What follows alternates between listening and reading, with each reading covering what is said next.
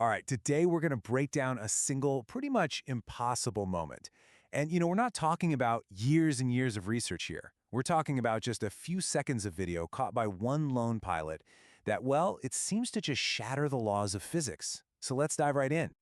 So that's a direct quote from the guy right at the heart of this whole thing. And you've got to understand, he's not some dedicated UFO hunter. Nope.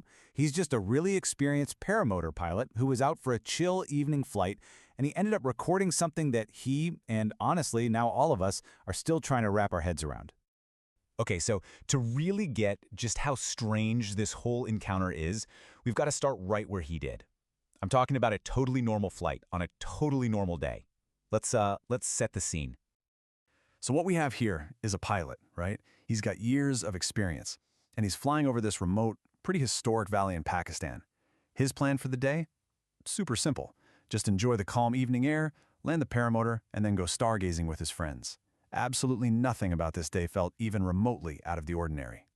So he takes off, he climbs up to a nice, safe altitude, about 1,400 feet, and heads into the valley. Conditions are looking great, he's on the radio with his buddies on the ground, and he's got two cameras rolling. One's a GoPro on his helmet, the other's an Insta360 on his harness. I mean, everything is completely by the book. And this is where it all changes. The whole encounter doesn't start with some big dramatic sighting of a flying saucer or anything. No, it starts with a sudden blur of motion and that instinctual jolt of fear that comes with it. That's his immediate reaction, right there. He radios it down to his friends. Instinctively, he whips his head around to look, but there's nothing there. And his first thought isn't, UFO. It's something way more practical, and honestly, way more dangerous in that moment, a drone. I mean, this is just a perfect example of how our minds scramble to make sense of something totally unexpected. You can literally hear the rationalization happening in real time. The initial fear of a drone collision it morphs into a much more logical conclusion. Oh, it must have been a bird. And just like that, case closed. Or so he thought, anyway. He just carries on with his flight and lands perfectly safely. But, that moment it stuck with him. So when he gets back home, he decides to pull up the footage just to see what this supposed bird actually looked like. And this is the exact point where a simple little curiosity just explodes into a full-blown investigation. So he plays it back at regular speed, and nothing, not a thing. He has to slow the footage way down to 80%, just to even catch a flicker, just a tiny, fast-moving white dot. But to really understand what he's seeing, he has to go frame by painstaking frame. And this is the part of the story where we pivot.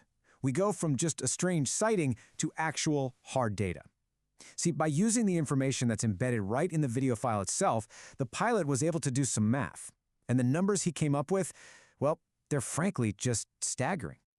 Okay, so the key thing to understand here is this. His camera was recording at 30 frames per second. That means it was taking 30 little snapshots every single second. What that does is give us an incredibly precise clock to work with. The time between any two of those frames is just 0.033 seconds. I mean, that's it, 33 milliseconds. Now, using Google Earth to map out his own position against landmarks he could see on the ground, the pilot did the math. He figured out that this object traveled 120 meters in the time between one frame and the very next one. Let that sink in. That is longer than a football field, and it covered that distance in the blink of an eye, the time it takes a camera to snap a single picture. So when you actually run the numbers, that comes out to 3,600 meters per second. To put that in perspective for you, that is Mach 10.5. We're talking more than 10 times the speed of sound. And remember, this is happening at low altitude, inside a valley. It's just wild. Just take a look at this comparison. You've got the SR-71 Blackbird, right? That's the fastest jet we've ever publicly acknowledged building. It pushed our technology to the absolute limit, and it maxed out at about 1,200 meters per second. This object, was calculated to be moving 3 times faster than that. It's not even in the same ballpark. It's a completely different league. Now you can imagine he was probably thinking he'd messed up the math somewhere, right? So convinced he must have made a mistake, he keeps scrubbing back and forth through the footage, and that's when he finds something even more bizarre. The object didn't just pass him once, oh no, it came back. Just a few seconds after that first pass, his camera catches the object again, But this time, it's unbelievably close. I mean, so close and moving so ridiculously fast that it just shows up as a white streak across only 3 frames of video. And the craziest part? The pilot had no idea. He was completely unaware. He never even saw it. So why didn't he see it? How is that possible? Well, the answer actually lies in the physics of our own biology. The human eye, at its absolute best, can process maybe around 60 frames per second. But to actually see an object moving that fast, that close to you, you need eyes that could process over 450 frames per second. It was, quite literally, moving too fast for his brain to even register its existence. And here is the real kicker, okay? Anything, and I mean anything, moving faster than sound creates a massive shock wave. It's a violent displacement of air that we hear as a sonic boom. At Mach 10, that boom shouldn't just be loud, it should have been catastrophic. But the audio on the recording is clean, nothing. And the pilot's glider, which is a super-sensitive aircraft, wasn't bumped or jostled at all. It's almost as if the laws of physics, as we know them, just didn't apply to this thing. Now, look, a single video from some remote valley, you could probably just dismiss it as a one-off, some weird anomaly, right? But here's the thing. This sighting doesn't exist in a vacuum. It actually fits into a much larger pattern of similar encounters that are being reported from all over the globe. Think about it.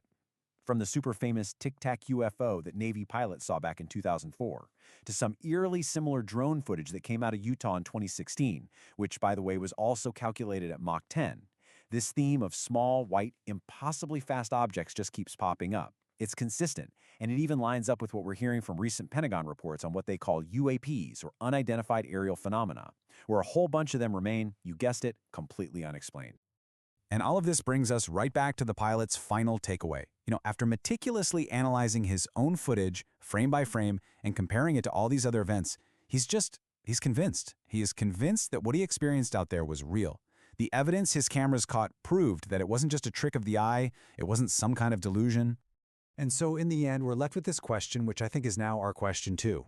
We have crystal clear footage of an object moving at Mach 10.5, flying low to the ground, and making absolutely no sound or turbulence. Everything we know about physics says that should be impossible. So what are you supposed to do? What do we do when the evidence we can see with our own 2 eyes completely contradicts the fundamental rules we thought we knew?